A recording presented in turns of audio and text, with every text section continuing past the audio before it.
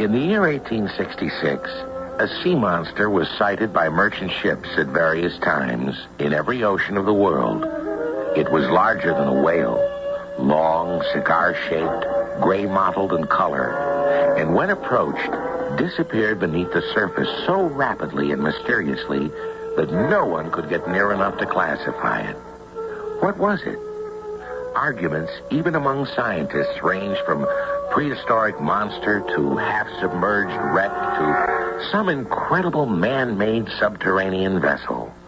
For myself, Professor Aronnax, I am convinced it is a machine. That can roam the world at will, Mr. Secretary, submerge for incredible lengths of time, and is at least the size of the largest whale? Incredible, I know, but as Secretary of the Marine, I would value your opinion. Well, then, consider the sightings of Australia and in the Pacific by the steamship Phoenix and the Columbus. They both thought of it as a sandbank until suddenly 2 columns of water shot upwards from it to the height of 150 feet into the air, correct? Those are the reports. Yes, well, does this not suggest some species of whale? With a natural force to spout that high? Besides, remember the steamship Moravian? And far worse still, the Scotia? Yes, those 2 ships which were struck. Exactly. Rammed by something powerful enough to pierce iron plates 2 inches thick and rip holes in them 2 yards in diameter below the water line. Now, what animal, what whale could accomplish that? Well, the narwhal, perhaps? But the narwhal is relatively small, some 30 feet. But suppose that bug travels at a speed of 20 to 30 miles, armed with a battering ram like a long lance tooth. Now, let us speculate on an enormous narwhal, a sea unicorn. I hope you're right. But as an American concerned with the defense of my country, I must lean to the other side of the argument, that this is some gigantic war machine. The United States has made its decision. The heavily armed frigate, the Abraham Lincoln, under the command of Captain Farragut, has been outfitted to hunt this creature, machine, whatever it is, and destroy it. Well, I cannot imagine it is anything man-made. Would you care to join the Abraham Lincoln in its search? Well, I am just about to return to France, Mr. Secretary, but why me? Because in your capacity as professor to the Museum of Natural History in Paris, we consider you the foremost marine biologist in the world. If we cannot destroy this terror of the seas, perhaps we can at least identify it. I shall give you my answer before I return to France. I hope it will be yes. Now, I must hurry back to the ministry. Very good, sir. I will have my servant Conseil bring you to your carriage. That is the bell, Conseil. I have it, Monsieur le Professeur. Professor Aronnax? I am his servant, Conseil. I'm Lieutenant Heath, United States frigate Abraham Lincoln. I bear this message from my captain, Captain Farragut. Will Monsieur enter? No, I think I'd better stand by my horse. Will you be so good as to deliver this letter to your master? I'll wait for the answer. As you wish, Lieutenant. Excuse me. Who is it, Conseil? A message from Captain Farragut. Uh-huh. Let me see. Doctor. Something is wrong. Oh, the monster has been sighted in the Pacific, off the coast of Peru. I am invited to sail on the American ship to track it down. Well, what do you think, Conseil? Whatever pleases Monsieur le Professeur. There is a lieutenant outside the door who awaits a reply to his captain. Well, will you go with me? Oh, where else, monsieur? Shall I tell the lieutenant? No. I will tell him myself. Finish our packing. We should sail from Brooklyn with the tide. Oui, monsieur. Lieutenant, I am Professor Aronnax. I shall serve, sir. What message do I bring my captain? That I and my servant accept a gracious invitation from him and the United States and will be aboard before the tide turns. Monsieur Pierre Aronnax? Yes, the same, and this is my servant, Conseil. Conseil.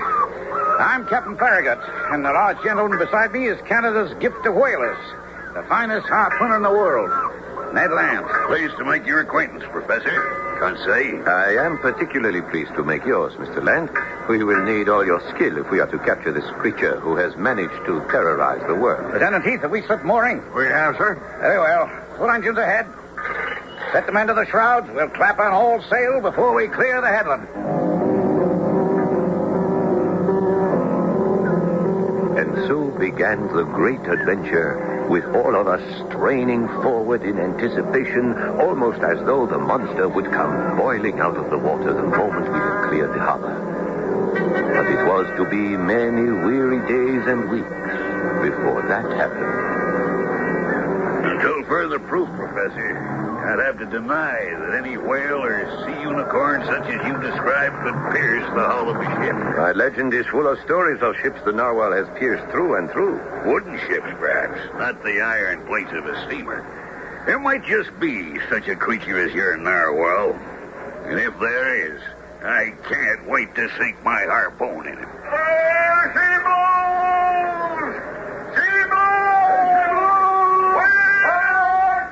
Well, Mr. Land, you may just have your chance.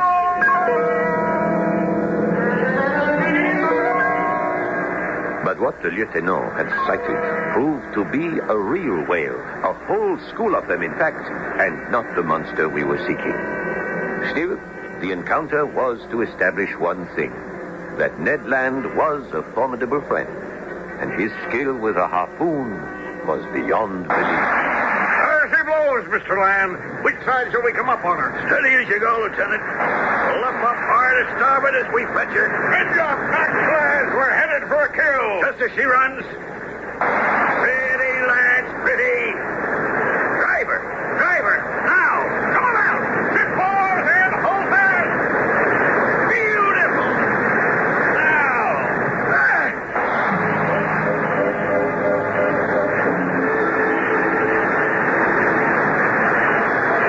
The harpoon throw was unerring.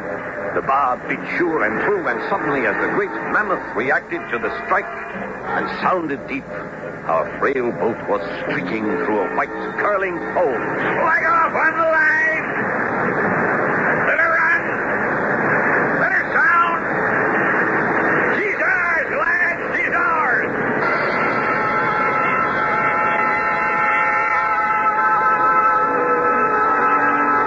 It was on the return from this adventure that I started my log.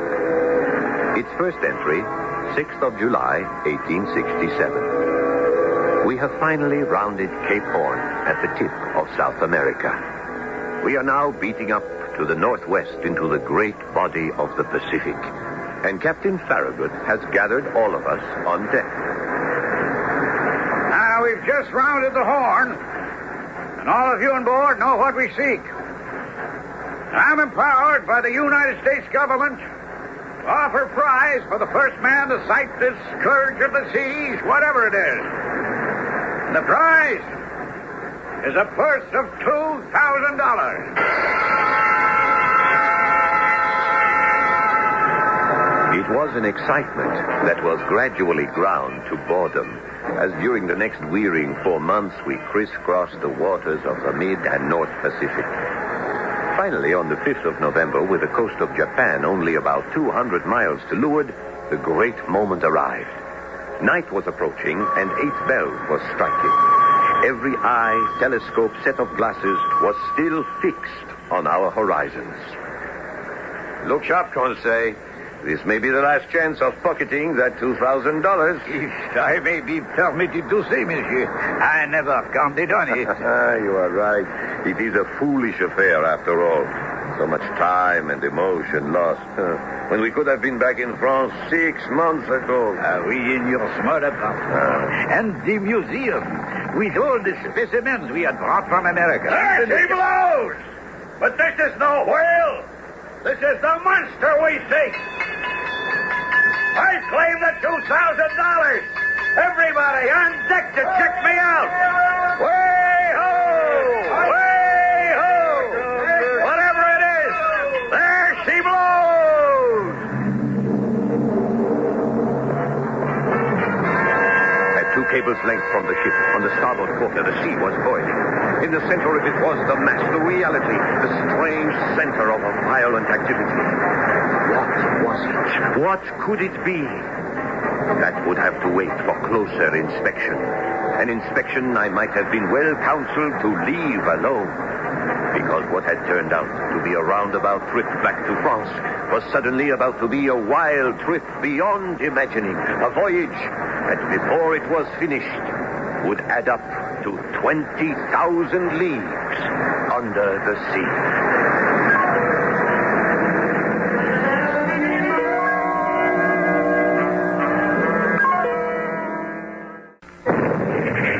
Is that a hit, Captain? No, sir, not yet. Another ball to the right. Keep your eyes on it, Mr. Aronnax. Hey, right on target. But I slid off without damage. Hold steam ahead. I'll pursue that beast to my ship first. How fast are we going, Captain? 19 3/10 miles. It can't outdistance us. Would you break out the small boats to attack, Mr. Land? We'll never take the beast that way. What would you advise? I'll post myself by the bowsprit. Just get me within harpooning distance, and I'll spike it. I'll join you, Ned. I wouldn't miss this for anything. And I will not leave my master out alone. Very well. Come along, Conseil. Good hunting, all three. I'll try to bring you within range.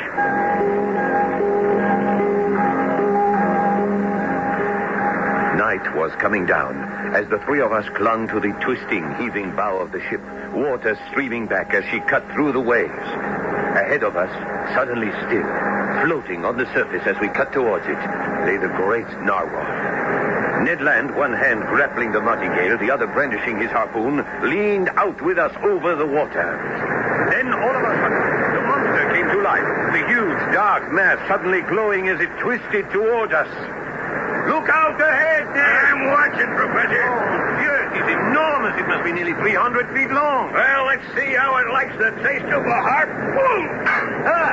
Yes, Conseil, but the harpoon bounced away as though it had hit armor. I didn't stop it. I thought you may have hurt it. Yes, but not stopped it. Look out! It's trying to attack us.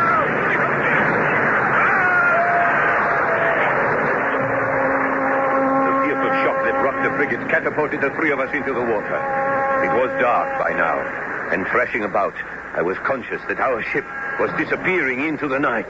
I was struggling and yelling. Help! Help! If Master should be on my shoulder, he could swim with more ease. Conseil, it is you. Oui, Master. And our ship. When I threw myself into the sea, I heard men cry that both screw and rudder were broken. And we are lost. Oh! Professor, are you there? Yes! The same. Still seeking his prize. You were thrown into the sea as well. Yes, Professor. But more fortunate than you, for I found a footing on a floating island. What are you talking about? And discovered why my harpoon was useless. I don't understand. Because, Professor, your gigantic narwhal is made of sheet iron. It's lying just under the water, and we can stand on it. Before I could reach for it with my feet, the strange machine came to meet us and carry us above the surface of the ocean. Desperately, we clawed and found a sort of cap rail to cling to. As long as it sails horizontally, I don't mind. But if it takes an ocean to dive, we're all goners.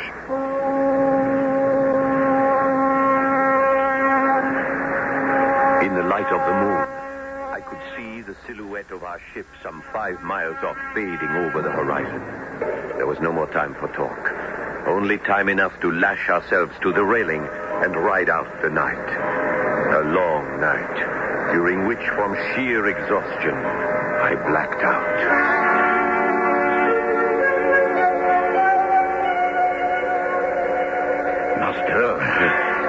Master. What is it? Conseil? Yes, Master.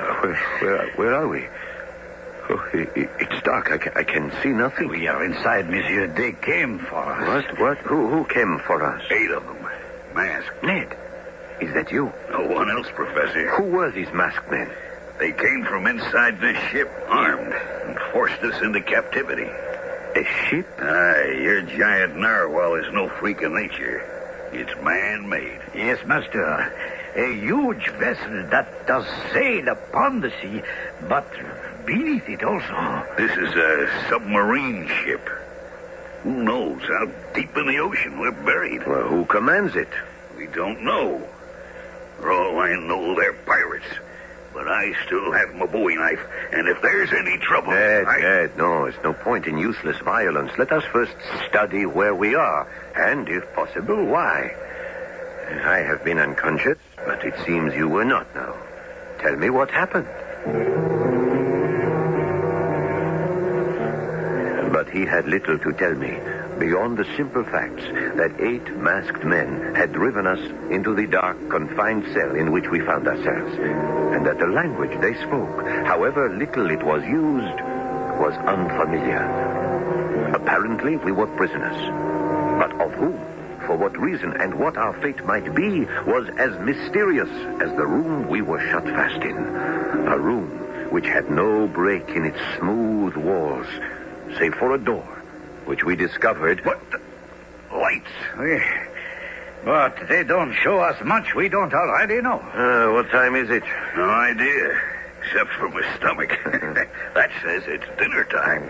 If so, we must have slept 24 hours. And what we were given to drink after they hauled us aboard must have been drugged. That is very possible. I wonder what they mean to do with us. Starve us to death, maybe.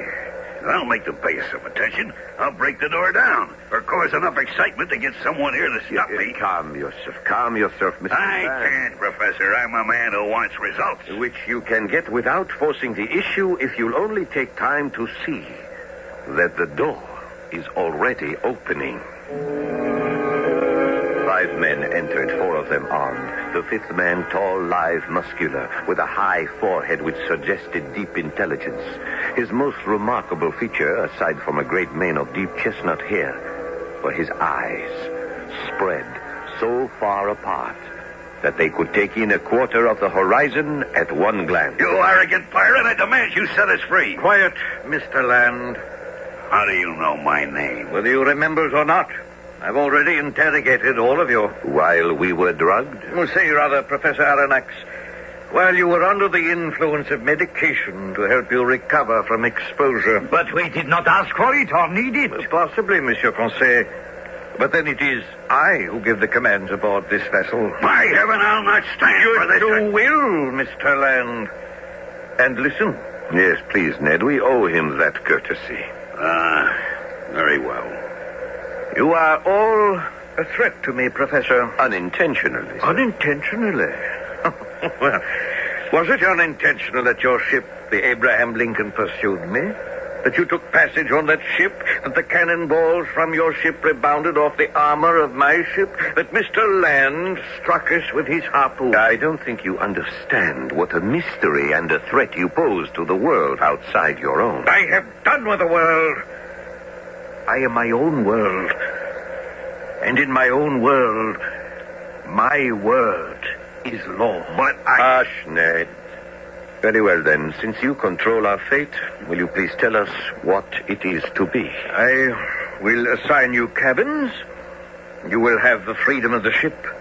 And in exchange for this liberty, I only ask one thing.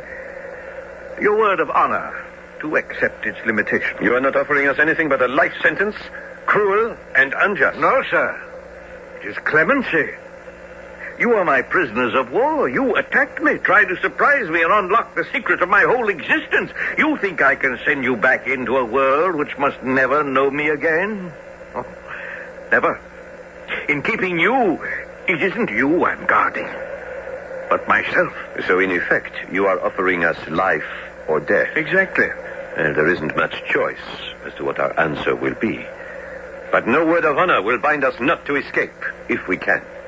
I will accept that qualification and offer in return one of my own. From time to time, certain unforeseen events may require me to consign you to your cabins for some hours or days, as the case may be. Other than that, you are free members of our society and the world of the Nautilus. The Nautilus? The name of my ship. And how are we to address you, sir? My name from your world I have abandoned. Here I am the captain. If you must have a name to go with that, you may call me Captain Nemo.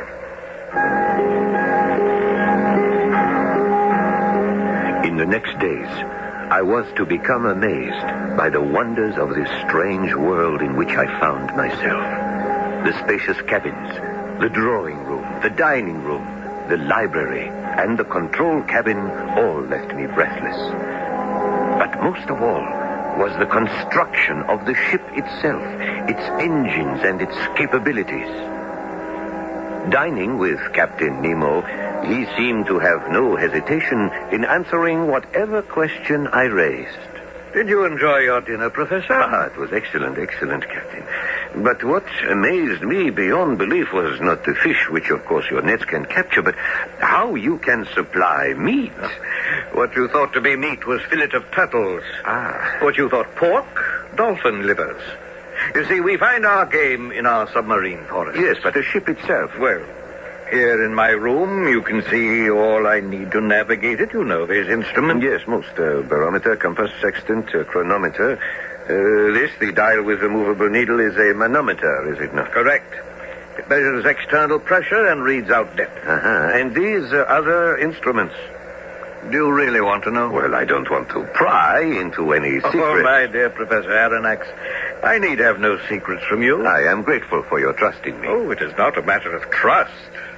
Where could you break it? Since I can assure you your life belongs here on the Nautilus. I will not permit you, or anyone, including myself, to leave this ship alive. Now, Professor, I brought the Nautilus to the surface. You see where we are now.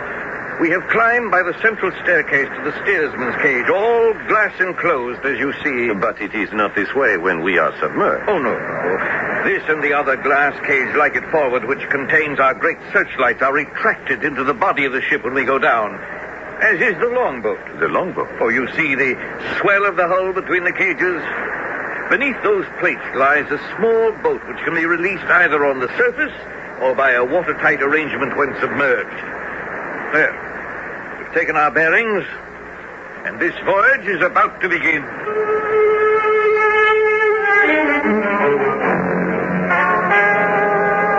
We've got to make a plan to seize this ship, Professor. Yes, but how, Ned? Well, you've talked to the madman. How many men are aboard? 15, 40, 100? I have no idea, but I would think nearer the larger figure. Oh, it is that big? Oh, it is enormous, my good Conseil. Then this man must be the richest man in the world. I have no doubt that... The lights have gone out. I knew this ship wasn't safe. It isn't natural to sail under the sea. Look. He's going to drown us. Easy, Ned, easy. He's opening the hull to the sea. Yes, with glass to hold it back. Windows to the sea. But, Master, how could glass stand against the pressure of the water? I expect it's only one of the many miracles we will see before this strange voyage is over. No words can describe the enchanted forest we were looking upon. 75 fathoms down, lit by powerful electric floodlights, the sea was visible from the Nautilus for a mile around. For 2 hours, an aquatic army awed and delighted us.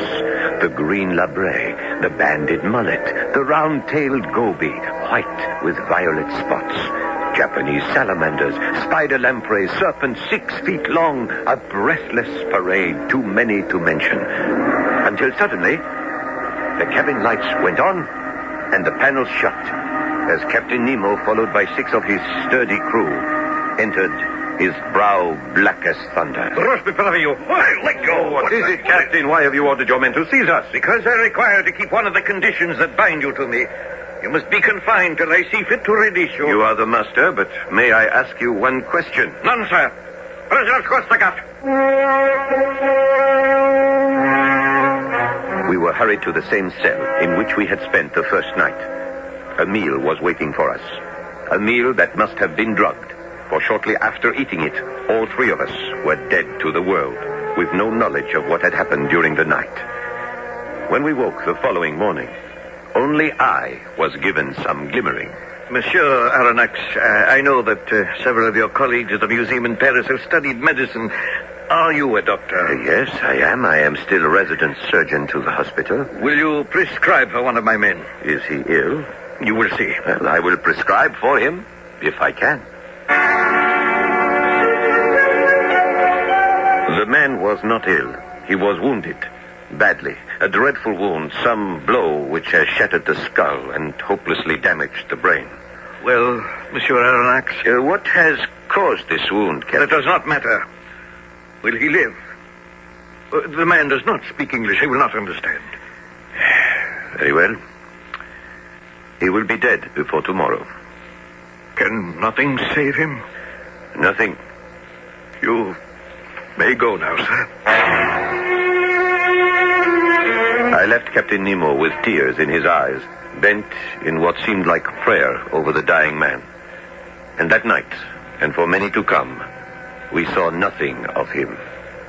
But his presence was felt nightly as he played a great pipe organ whose oscillating tones filled the Nautilus as she sped through the ocean depths, headed we knew not where.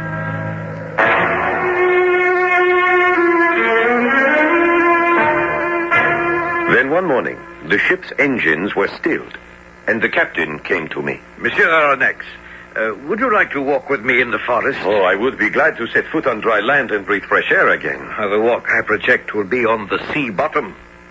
Its object is a sad one, and not without danger. But how will we walk at this depth? In the diving gear I have designed, in which you will be as comfortable as a man on the surface.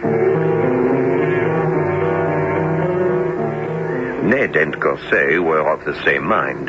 Helped by members of the crew, we were fitted with rubber suits, heavy copper helmets, and a kind of iron mail like a flexible suit of armor. Heavy leaden shoes and the tanks on our backs completed it all. And we were ready. Once in the water, the heaviness vanished, and we walked easily and comfortably. We passed suddenly into an incredible coral kingdom in the center of which was a huge cavern like a sunken cathedral. It was only then I saw that the crew were carrying an oblong shape. Facing us was a huge cross of coral. And now they took this coffin, for that is what it was, and laid it gently beneath the cross. In a circle around their captain, they knelt and extended their hands in a last adieu. But it was on the way back that a new tragedy almost struck. A school of sharks were suddenly swarming about us. One of them, jaws opened wide like a factory shears, plunged at Captain Nemo. Coolly he slipped to the side and buried his knife in its side, clinging with his other hand to the fin.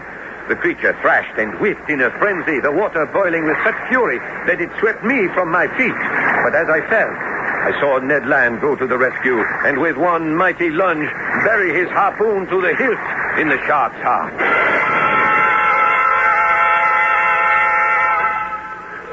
Are you all right, Captain Nemo? Quite. Thanks to you, Mr. Land. I owed you that one. Makes us even. Now will you let us go? Never. You expect us to live and die aboard this boat? It is the world I've chosen. But not the one I did. You chose to invade my world. I leave yours alone. What about that dead man you buried today? How did he get killed? Be silent. That wound was no accident. He got that in a battle. Who told you? What is it you're trying to revenge yourself on? Who are you? That secret will go with me to my grave. If my men and I are outcasts, it is because we want to be.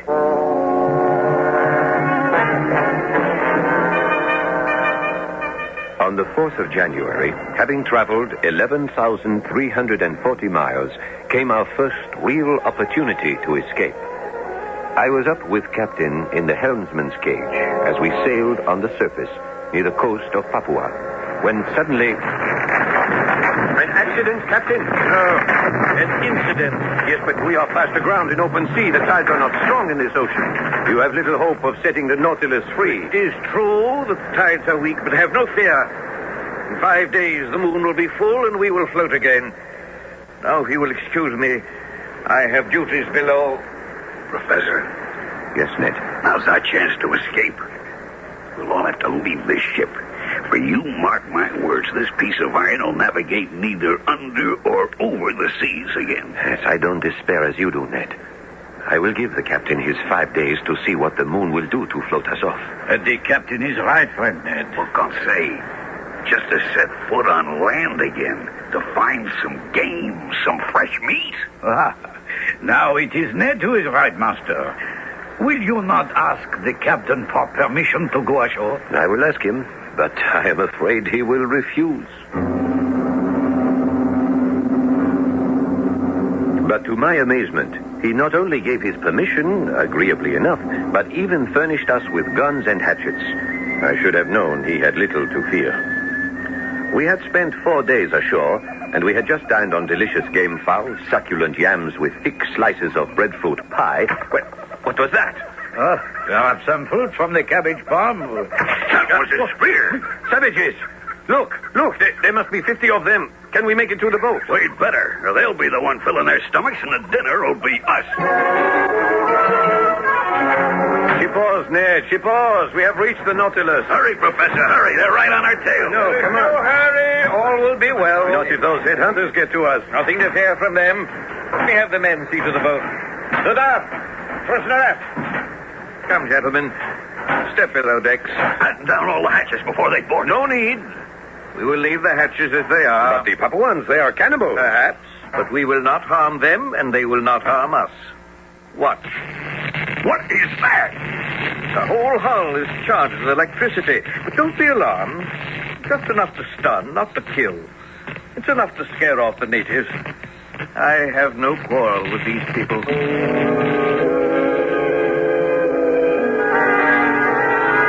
What can I say of the miracles performed by Captain Nemo, even to the fact that just as he had predicted at the exact hour, on the 5th day, the last waves of the tide lifted the Nautilus again to continue her endless journey under the waves.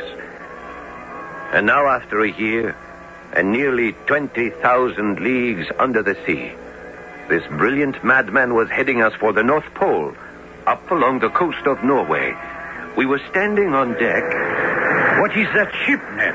Why, it's rigging a ship of war. Oh, may it reach us and sink this cursed Nautilus. But where is Captain Nemo? Below, I think. So now is our chance. Into the water. Escape. Say you're right. Stay where you are, gentlemen. You are not leaving the Nautilus. Besides, it will benefit you little to flee to that ship. I intend to sink it. Attack is begun.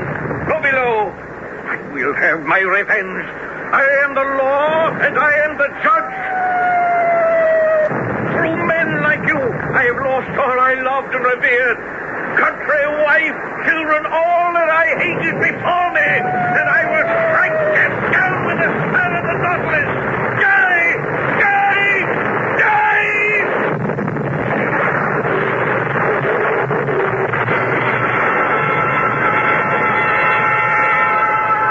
The bowsprit of the other ship, as we crashed, peeled back the helmsman's cage and spilled Conseil, Ned, and myself into the sea. Frantically, we swam away as the two vessels, still locked together, went down into the sea, almost sucking us down after her. Had it not been for Ned's strength, we would not have escaped. And only we three did, picked up by a Norwegian fishing boat. The strange ship that attacked us was lost with all hands. Captain Nemo and his men chose to go down with the Nautilus to a watery grave. Or did they? Perhaps they still roam as free as any undersea creature beneath the waves.